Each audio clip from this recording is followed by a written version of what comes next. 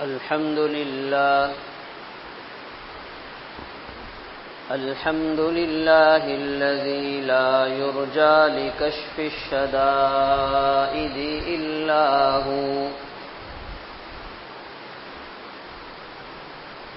ولا يدعى لرفع المكائد إلا هو وما مراد العاشقين في الكونين إلا هو الناس كلهم ضعفاء لا قوي إلا هو غافر الذنب وقابل التوب شديد العقاب ذي الطول لا إله إلا هو ونشهد أن لا إله إلا الله وحده لا شريك له ونشهد أن سيدنا ومولانا محمدًا عبده ورسوله أما بعد فأعوذ بالله من الشيطان الرجيم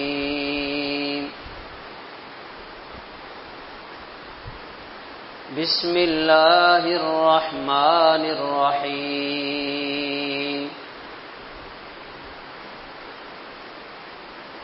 إن أول بيت وضع للناس للذي ببكة مباركا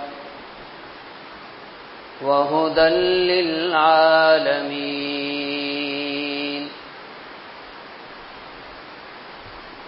فيه آيات بينات مقام إبراهيم ومن دخله كان آمنا ولله على الناس حج البيت من استطاع إليه سبيلا ومن كفر فإن الله غني عن العالمين صدق الله العظيم يا رب صل وسلم دائما أبدا على حبيبك خير الخلق كلهم. میرے انتہائی واجب الاحترام قابل صد احترام بزرگوں، بھائیوں، عزیزوں، آج 15 ذی قعدہ سن 1445 ہجری ہے. حج کے ایام چل رہے ہیں اور حجاج کرام دنیا بھر سے فریضہ حج کی ادائیگی کے لیے حرمین شریفین دیوانہ وار پہنچ رہے ہیں.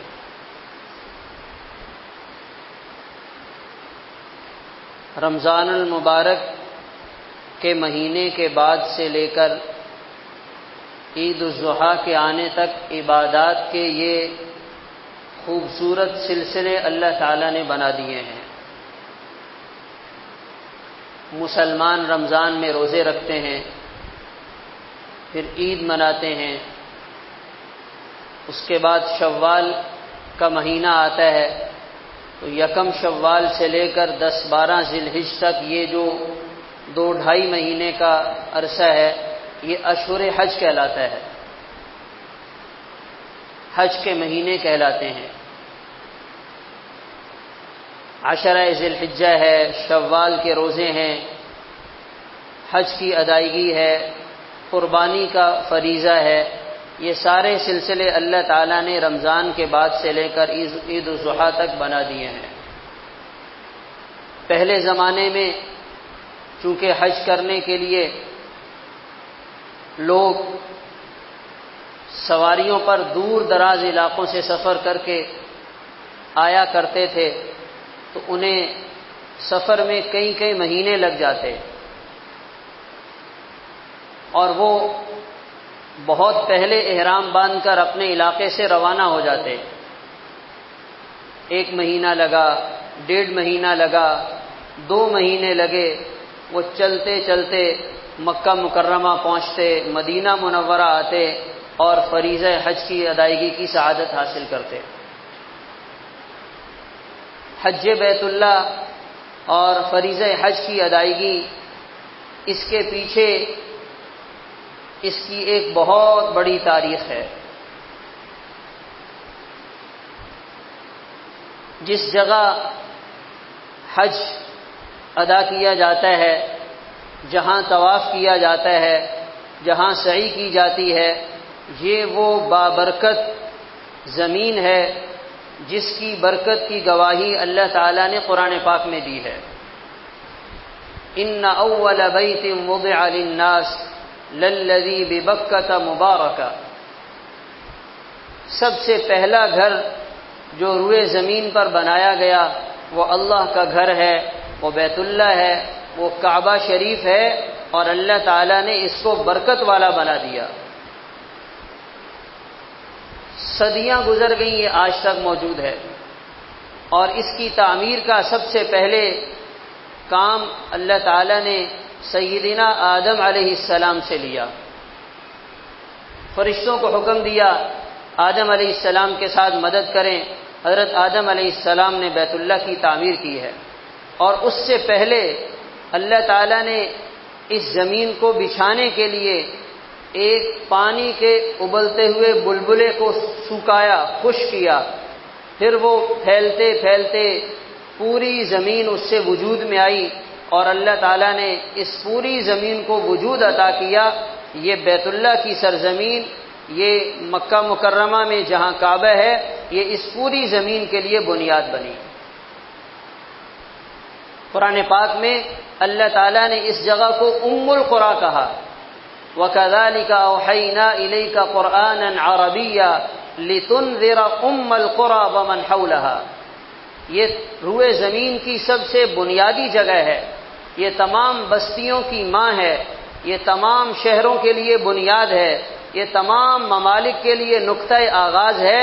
یہاں سے زمین پھیلنا شروع ہوئی، اور اللہ تعالیٰ نے اتنی بڑی زمین کو یہاں سے پھیلا دیا۔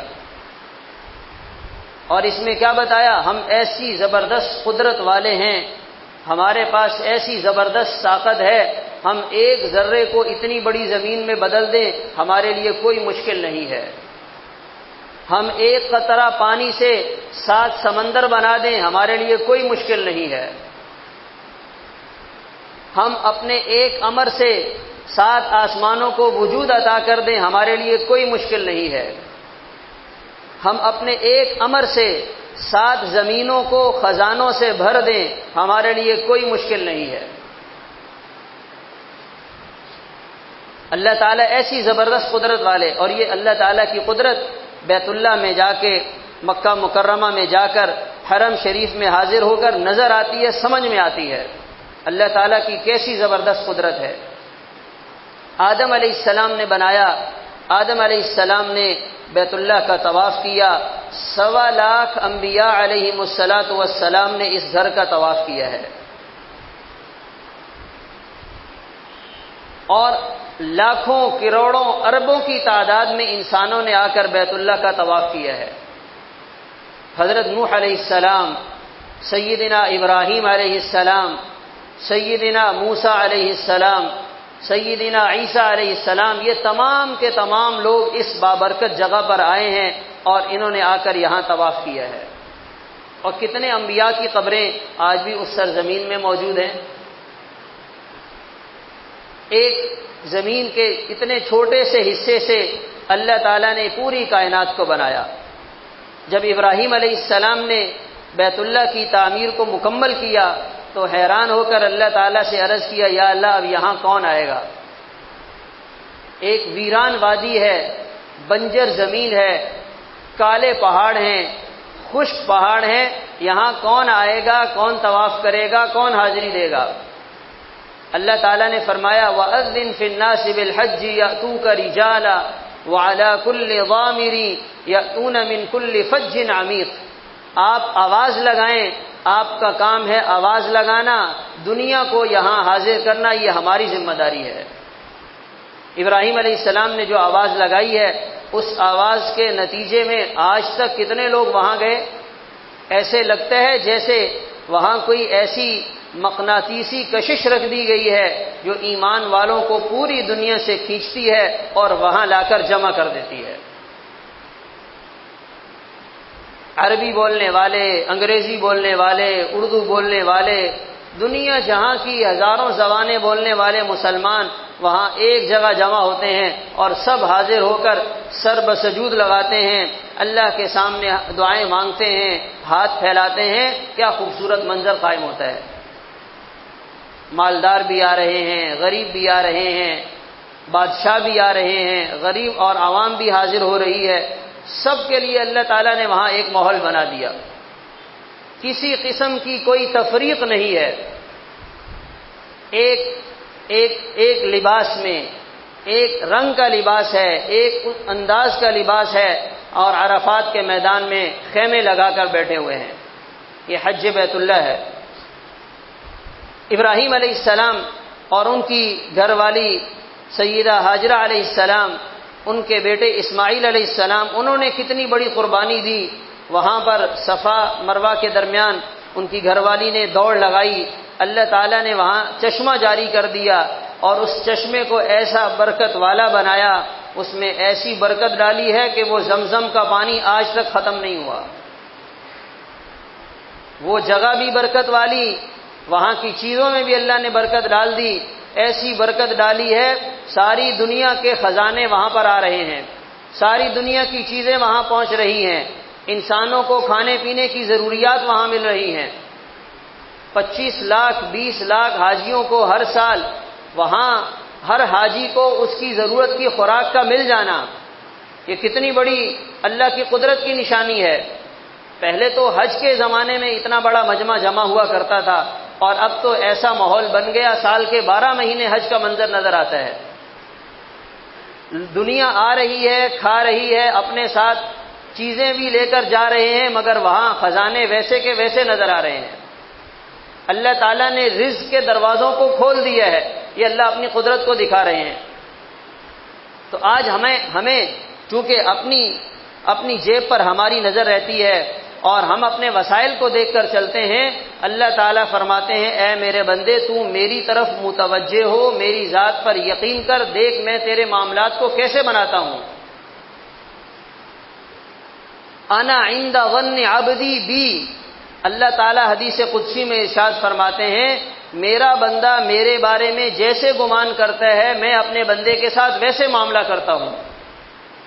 اگر میرے گھر بیت اللہ میں 10,000 حاجی آ رہے تھے تو میں 10,000 حاجیوں کی تعداد کے بقدر انہیں چیزیں دے رہا تھا، پھر یہ تعداد 1 لاکھ تک پہنچ گئی تو میں نے چیزوں کی مقدار کو بڑھا کر 1 لاکھ تک پہنچا دیا۔ آج اگر 20 لاکھ حاجی جمع ہو رہے ہیں تو میں اپنے خزانوں سے 20 لاکھ لوگوں کو پیٹ بھر کے کھلاؤں گا، سب کی ضرورتوں کو پورا کروں گا، اور یہ 20 لاکھ 20 کروڑ تک بھی چلے جائیں پھر بھی میرے خزانوں میں کوئی کمی نہیں آئے گی، میں پھر بھی سب کو کھلاؤں گا۔ یہ ہے ان اول بیت وضع للناس للذی ببکۃ مبارکہ وہدی للعالمین، اللہ تعالیٰ نے اس کو عالم کے انسانوں کی ہدایت کی جگہ بنا دیا ہے۔ یہاں جو آئے گا اسے ہدایت ملے گی، یہاں جو آئے گا اس کی زندگی بدلے گی، یہاں جو آئے گا اس کا اللہ کے ساتھ تعلق جڑے گا، یہاں جو آئے گا وہ اپنے رب کو پائے گا۔ یہ تو ہدایت کی بھرپور زبردست جگہ ہے۔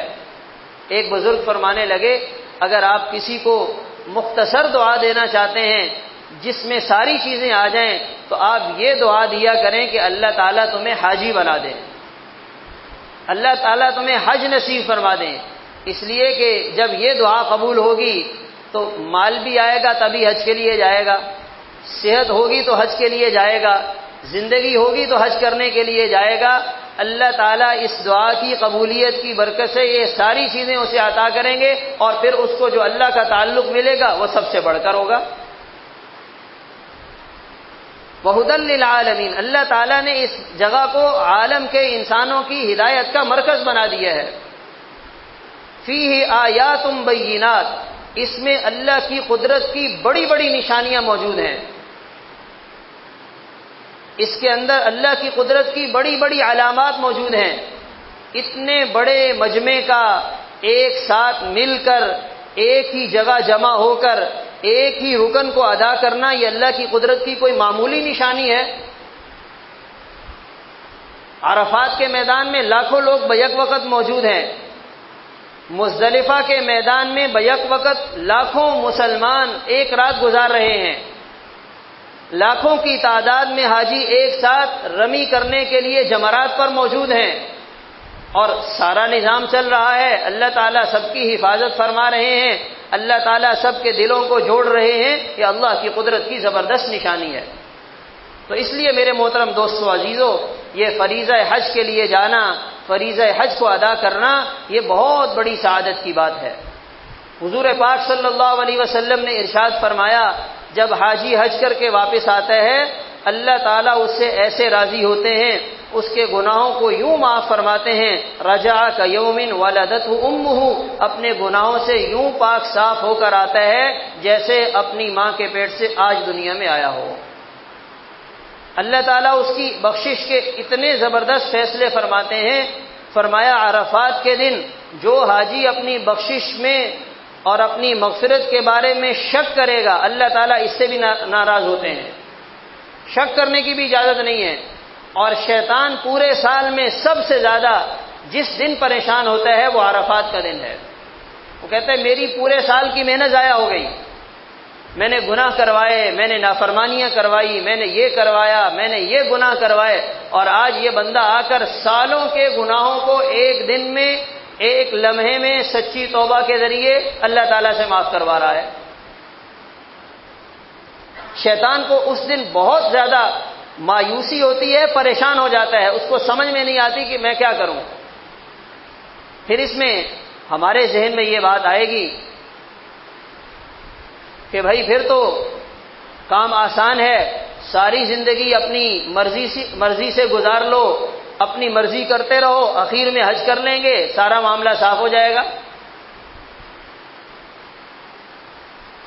ساری زندگی اپنی منمانی کرتے رہیں، جو چاہا کر لیا، جس کا چاہا حق دبا لیا، جس کے ساتھ چاہا زیادتی کر لی، جس کی غیبت چاہی کر لی، تو ایک دفعہ جائیں گے، حج کریں گے، سارا معاملہ صاف ہو جائے گا، تو پھر تو ہمیں کچھ کرنے کی ضرورت ہی نہیں ہے۔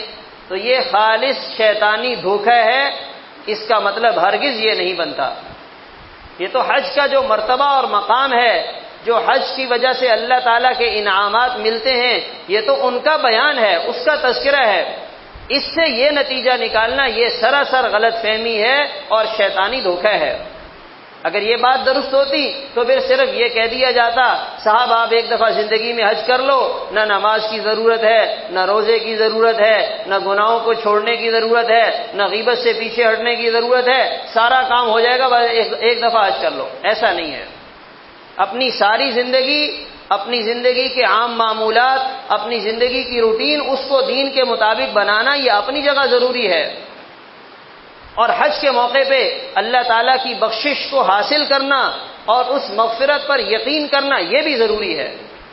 اور پھر اس میں خاص بات جو ہمیں سمجھنی ہے وہ یہ ہے، جب اللہ تعالیٰ اعلان فرما رہے ہیں کہ میں نے اپنے بندوں کو معاف کر دیا، میں نے اپنے بندوں کی توبہ کو قبول کر لیا، تو ہم کون ہوتے ہیں ان بندوں کی اس بخشش اور مغفرت پر سوال اٹھانے والے؟ لوگ اس بات سے اتفاق نہیں کرتے کہ یہ کیسے ہو گیا، جب اللہ تعالیٰ نے معاف فرما دیا تو ہم کون ہوتے ہیں پکڑنے والے؟ ایک دفعہ ایک بنی اسرائیل کے زمانے میں دو لوگ تھے، ایک عابد اور ایک گناہگار۔ وہ عابد عبادت کے لیے جب بھی جاتا اس گناہگار کو ٹوکتا، ارے تم کیا کر رہے ہو؟ تو ایک دفعہ غصے میں آ کر کہنے لگا، اللہ کی قسم نہ تمہاری بخشش ہوگی نہ تم جنت میں جاؤ گے۔ جب انتقال دونوں کا ہوا، اللہ تعالیٰ کی بارگاہ میں پیشی ہوئی، تو اللہ تعالیٰ نے اس عابد سے پوچھا تم کون ہوتے ہو قسم کھانے والے، تم کون ہوتے ہو یہ فیصلہ کرنے والے کہ یہ جنت میں نہیں جائے گا، لو ہم نے اسے جنت میں بھیج دیا اور تمہاری ناکامی کا فیصلہ کر دیا۔ تو اس لیے ہمیں اللہ کی بخشش اور اللہ کی مغفرت کے فیصلوں کے معاملے میں پریشان نہیں ہونا چاہیے، اور ہمیں یہ سبق ملتا ہے، اللہ تعالیٰ اعلان فرما رہے ہیں کہ اے میرے بندوں، جب میں اپنے نافرمان کو جس نے 50 سال مجھے ناراض کیا، میری نافرمانی کی، اسے معاف کرنے کے لیے تیار ہوں، تو تم بھی ایک دوسرے کو معاف کر دیا کرو۔ بندہ کہتا ہے میں تو معاف نہیں کروں گا، بندہ 10 سال پرانی غلطی کو یاد دلاتا ہے، تم نے 10 سال پہلے میرے ساتھ یہ کیا تھا، تم نے 10 سال پہلے یہ غلط کام کیا تھا، تم نے 10 سال پہلے یہ برائی کی تھی۔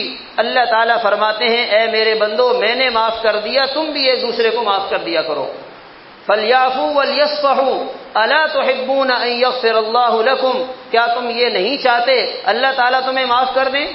تو ہم اپنے لیے تو اللہ تعالیٰ سے معافی کو مانگیں، اپنے لیے معافی کو پسند کریں، اور جب ہمارے آپس کے معاملات آ جائیں تو وہاں ہمارے دل میں سختی آ جائے۔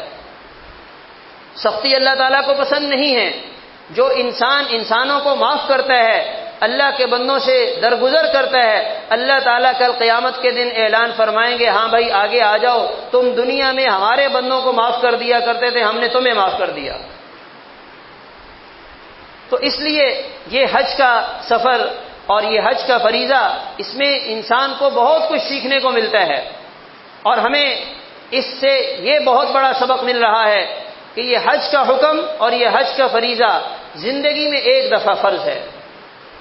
جس آدمی نے ایک دفعہ فرض حج ادا کر لیا، اس کا فریضہ ادا ہو گیا، اب دوبارہ حج نہیں کرے گا تو اس کی پکڑ نہیں ہوگی۔